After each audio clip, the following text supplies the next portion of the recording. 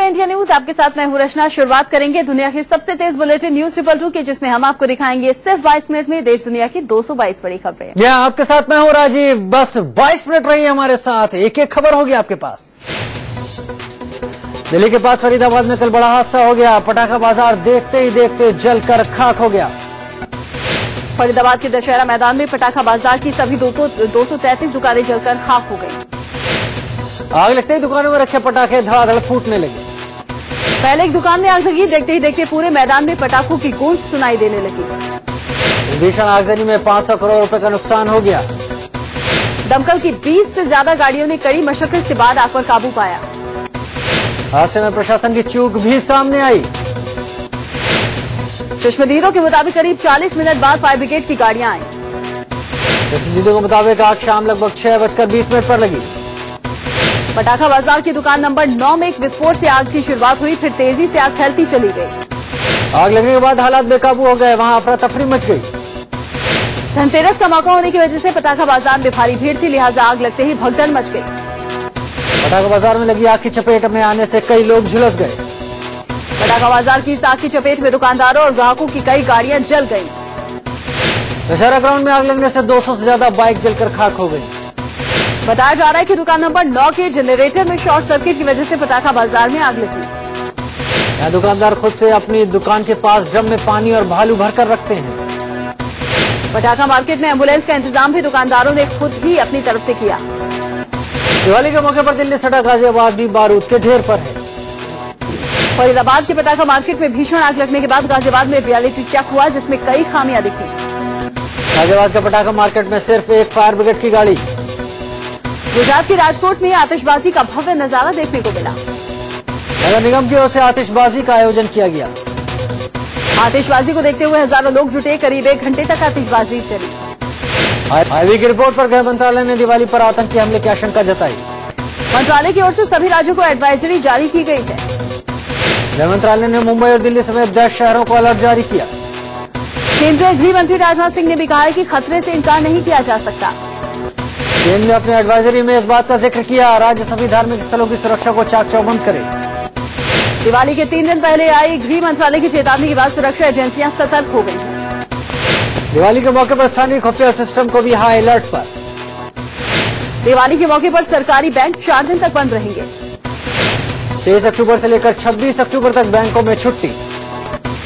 23 अक्टूबर को दिवाली, 24 को गोवर्धन पूजा और 26 को भाई दूज और चित्रगुप्त पूजा के चलते बैंक बंद रहेंगे। चित्रगुप्त पूजा के अगले दिन 26 अक्टूबर को रविवार के कारण छुट्टी होगी। मुंबई के गोरेगांव में शिवसेना नेता रमेश यादव के धारदार हथियार से हमला करके हत्या कर दी गई। आरोपी ने छेड़छाड़ का विरोध करने पर रमेश यादव पर हमला किया।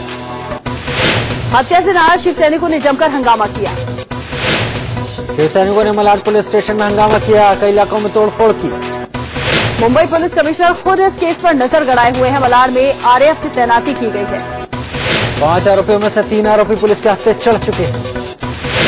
रमेश यादव मुंबई के मलाड इलाके में शिवसेना के स्थानीय गुट के प्रमुख थे। महाराष्ट्र में बीजेपी के सख्त रुख के बाद शिवसेना ने झुकने के संकेत दिए।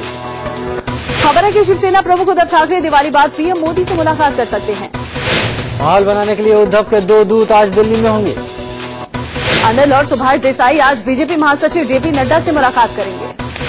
इससे पहले खबर थी शिवसेना ने समर्थन के लिए बीजेपी के सामने कड़ी शर्तें रखी।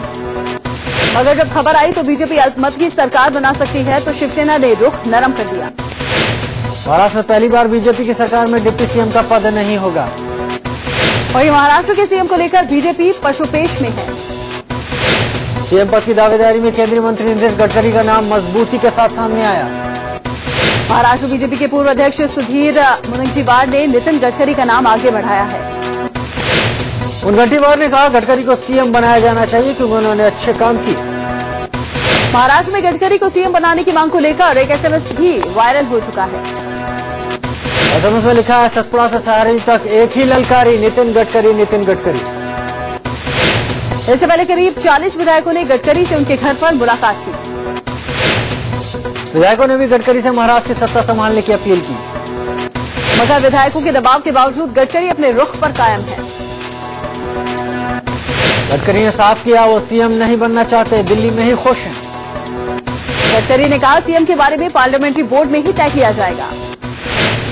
इससे पहले इंडिया न्यूज से गडकरी ने कहा था उन पर विधायकों का बहुत दबाव है। नितिन गडकरी ने यह भी कहा कि शिवसेना के साथ सरकार में उन्हें खुशी होगी। नागपुर एयरपोर्ट पर कार्यकर्ताओं ने नितिन गडकरी का जोरदार स्वागत किया।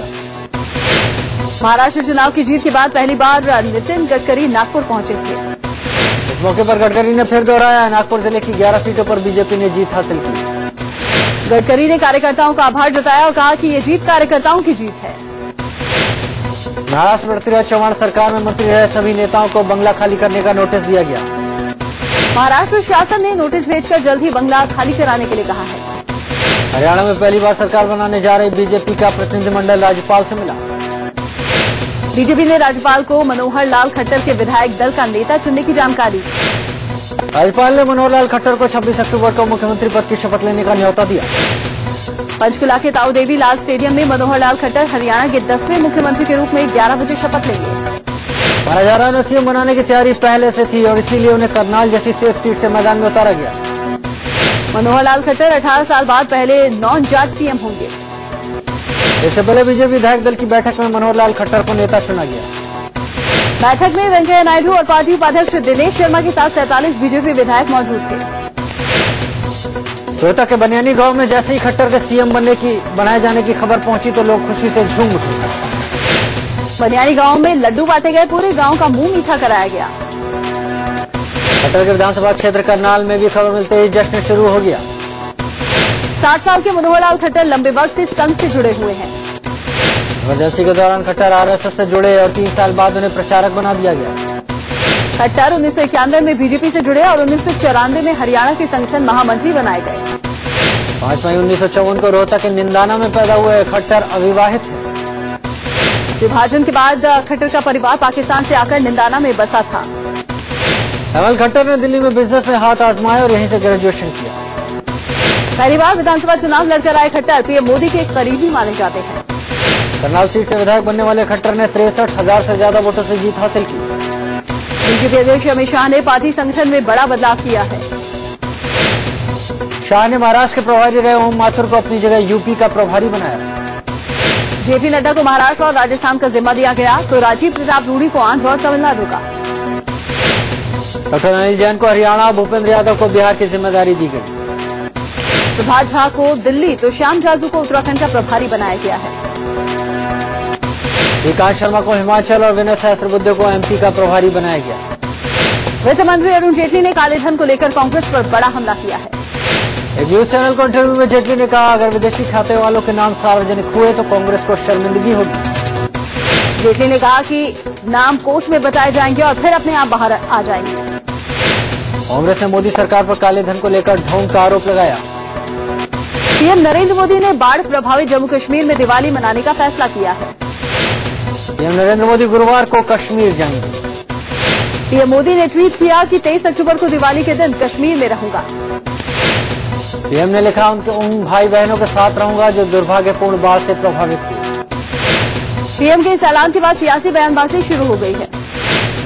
जम्मू कश्मीर के सीएम उमर अब्दुल्ला ने पीएम के कदम का स्वागत किया।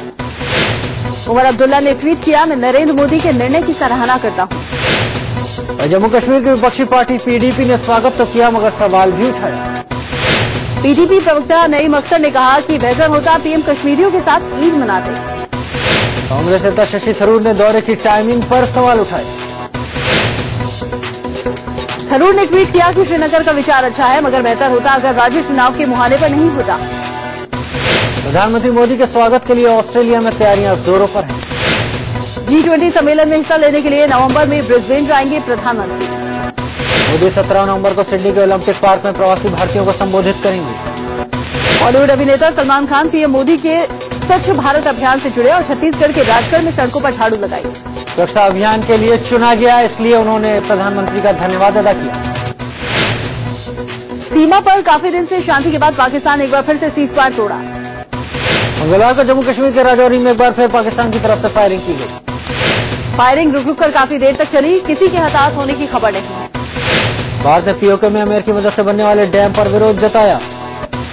भारत ओबामा प्रशासन के सामने अपनी नाराजगी दर्ज करवा सकता है। भारत पाकिस्तान के कब्जे वाले कश्मीर में किसी भी अंतर्राष्ट्रीय गतिविधि का विरोध करता है। यूपी के सीएम अखिलेश यादव को मंगलवार को सूबे में चल रही बिजली समस्या से रूबरू होना पड़ा। अखिलेश प्रेस कॉन्फ्रेंस कर रहे थे, तभी लाइट चली गई। अचानक लाइट जाने से प्रेस कॉन्फ्रेंस के दौरान अखिलेश का माइक भी बंद हो गया। करीब 6 मिनट बाद लाइट का इंतजाम हो सका और प्रेस कॉन्फ्रेंस दोबारा हुई। सीएम ने अपने ऑफिस में प्रेस कॉन्फ्रेंस बुलाई थी। प्रेस कॉन्फ्रेंस शुरू हुई थी कि बिजली चली गई।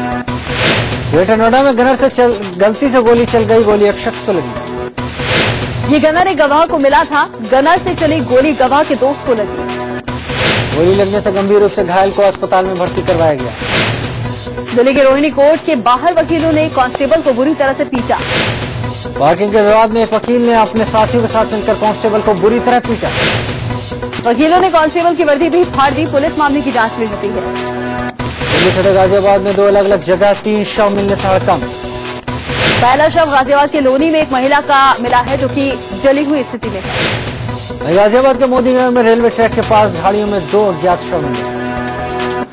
आगरा के थाना ताजगंज में एक होटल में कमरा नंबर 4 में विदेशी जोड़े का शव मिला। आशंका जताई जा रही है कि इन्होंने खुदकुशी की।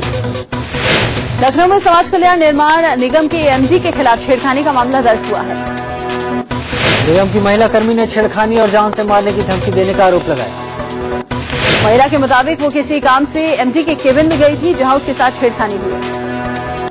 इतना ही नहीं, उच्च अधिकारियों से शिकायत करने पर महिला को नौकरी से बर्खास्त कर दिया गया।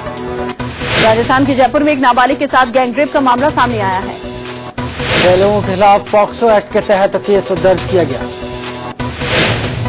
आरोप लड़की की सहेली के भाई पर है, जिसने लड़की को ब्लैकमेल कर कई बार उससे रेप किया गया। इतना ही नहीं, आरोपी ने अपने दोस्तों के साथ मिलकर कई बार नाबालिग के साथ गैंगरेप किया। यूपी के हाथरस पुलिस के सामने ही पति ने अपनी पत्नी की पिटाई कर दी। सड़क पर पति पत्नी के बीच झगड़ा चल रहा था, लेकिन बीच बचाव करने की बजाय पुलिस तमाशबीन बनी रही। यूपी के मेरठ में शराब तस्करी के एक आरोपी ने फर्जी मंत्री बनकर पुलिस को बेवकूफ बनाया। आरोप खुद को दर्जा प्राप्त राज्य मंत्री बताकर आरोपी पुलिस की एस्कॉर्ट में घूमता रहा।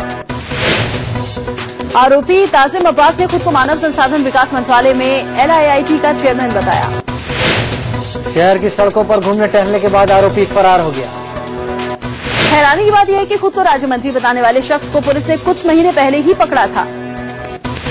पुलिस ने शराब तस्करी के आरोप में अब्बास को पकड़ा था और उसे पेश कर प्रेस कॉन्फ्रेंस भी की थी। बिहार के औरंगाबाद में सड़क हादसे में 18 लोग गंभीर रूप से जख्मी हो गए। 6 की स्थिति गंभीर है। तेज रफ्तार ट्रक ने यात्रियों से भरी बस को टक्कर मार दी, जिससे हादसा हुआ। दिल्ली के नबी करीम में देर रात एक स्क्रैप गोदाम में आग लग गई। फायर ब्रिगेड की 6 गाड़ियों ने कड़ी मशक्कत के बाद आग पर काबू पाया। बताया जा रहा है कि गोदाम के पीछे कुछ बच्चे पटाखे जला रहे थे, जिससे ये आग लगी। हादसे में कोई हताहत नहीं हुआ। उत्तराखंड के कोटद्वार में पटाखों की दुकान में भीषण आग लग गई। आग की चपेट में आसपास की कई दुकानें भी आ गईं। दिल्ली के पास गुड़गांव में 25 से 30 झुग्गियां जलकर खाक हो गई। बस्तियों में आग बच्चों की आतिशबाजी से लगी। गनीमत यह रही, हादसे में कोई हताहत नहीं हुआ। यूपी के शामली में पुलिस ने अवैध हथियार बनाने वाली फैक्ट्री का भंडाफोड़ किया है। पुलिस ने भारी संख्या में हथियार जब्त की। हैरान करने वाली बात यह है कि हथियार फैक्ट्री वन विभाग की जमीन पर चल रही थी। आज देश भर में 14 से यानी छोटी दिवाली मनाई जाएगी। दिवाली से एक दिन पहले मनाए जाने वाले इस त्योहार में साफ सफाई का खास महत्व है। इसे नरक चतुर्दशी कहा जाता है और आज यमराज की पूजा की जाती है। दिल्ली में नगर पालिका स्कूल के छात्रों ने पटाखे नहीं फोड़ने का संकल्प लिया। छात्रों ने रैली निकालकर लोगों से अपील की, किसी के पास जाकर बम न फोड़े। स्कूली बच्चों ने लोगों को शपथ दिलवाई कि दिवाली पटाखों से नहीं, दीयों से मनाएं। यूपी के मथुरा में विधवाओं ने नाच गाकर दिवाली मनाई। NGO सुलभ इंटरनेशनल की मदद से विधवाओं ने दिवाली मनाई। दिल्ली में इस बार धनतेरस पर सोना चांदी का बाजार गर्म रहा। 3 साल में पहला मौका है जब लोगों ने सोना चांदी की जमकर खरीदारी की। सोने चांदी के भाव में कमी की वजह से धनतेरस पर लोगों ने सोना चांदी खरीदा। गुजरात के सूरत के हीरा कारोबारियों ने कल धनतेरस के मौके पर चार्टर्ड प्लेन की सुविधा शुरू की। कारोबारियों ने अपनी सुविधा के लिए 20 करोड़ की लागत से चार्टर्ड प्लेन खरीदा। आलू की कीमतों में इजाफे को लेकर वाराणसी में आलू बैंक का उद्घाटन किया गया। आलू बैंक से लोगों को 0% ब्याज पर लोन के तौर पर आलू दिए गए। सिक्योरिटी एपेलेट ट्रिब्यूनल यानी कि सेट आज DLF की अपील पर सुनवाई करेगा। सेबी ने डीएलएफ कंपनी और इसके 6 अधिकारियों पर निवेश पर रोक लगाई थी। कोल ब्लॉक्स की ई नीलामी वाले केंद्रीय कैबिनेट के अध्यादेश को राष्ट्रपति ने मंजूरी दे दी है। अब निजी कंपनियों को कोल ब्लॉक्स की नीलामी और सरकारी कंपनियों के लिए सीधे आवंटन का रास्ता साफ हो गया। माइक्रोसॉफ्ट कॉर्प के सीईओ सत्य नडेला को फिस्कल ईयर 2014 के लिए $8.43 करोड़ का कंपेंसेशन पैकेज मिला है। ये पिछले फिस्कल ईयर में उन्हें मिले पैकेज का 11 गुना है। फ्लिपकार्ट को बड़ी राहत मिली है, उसके बिग बिलियन डे सेल की जांच नहीं होगी।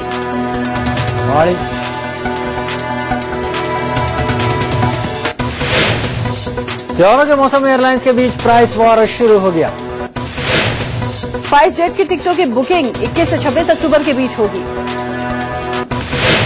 सीनियर सिटीजन के लिए कुछ मोबाइल कंपनियां दिवाली के मौसम में खास हैंडसेट लेकर आई हैं। इन सभी फोन्स में चमकदार स्क्रीन, तेज आवाज वाला FM, इमरजेंसी के लिए खास बटन लगे हैं। वित्त मंत्री अरुण जेटली ने उम्मीद जताई, वित्तीय साल 2015 के लिए भारत जीडीपी ग्रोथ का टारगेट हासिल कर लेगा।